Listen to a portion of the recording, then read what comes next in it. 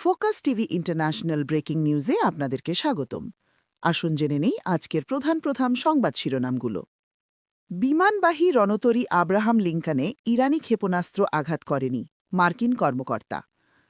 খামেনির হত্যাকাণ্ড আন্তর্জাতিক আইনের লঙ্ঘন, পাকিস্তানের প্রধানমন্ত্রী। আমিরাতে ইরানি হামলায় বাংলাদেশি সহ নিহত ৩। খামেনির মৃত্যুতে হামাসের শোক, যুক্তরাষ্ট্র ইসরায়েলকে দায়ী। ১ মিনিটেই মৃত্যু খামেনি সহ ৪০ শীর্ষ ইরানি সামরিক কর্মকর্তার। খামেনির হত্যাকাণ্ড মুসলিম বিশ্বের বিরুদ্ধে যুদ্ধ ঘোষণা, ইরানের প্রেসিডেন্ট। ইরানের হামলার আশঙ্কায় বাহরাইনের রাজধানী মানামার হোটেল ছাড়তে মার্কিন নাগরিকদের আহ্বান। ইরানের লিডারশিপ কাউন্সিলে নিয়োগ পেলেন আলীরেজা আরাফি।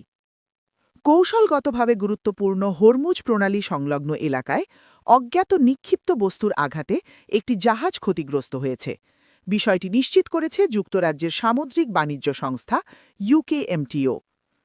ইরানের ওপর যুক্তরাষ্ট্র ও ইসরায়েলের সামরিক হামলাকে অবৈধ আগ্রাসন আখ্যা দিয়ে তীব্র নিন্দা জানিয়েছে উত্তর কোরিয়া।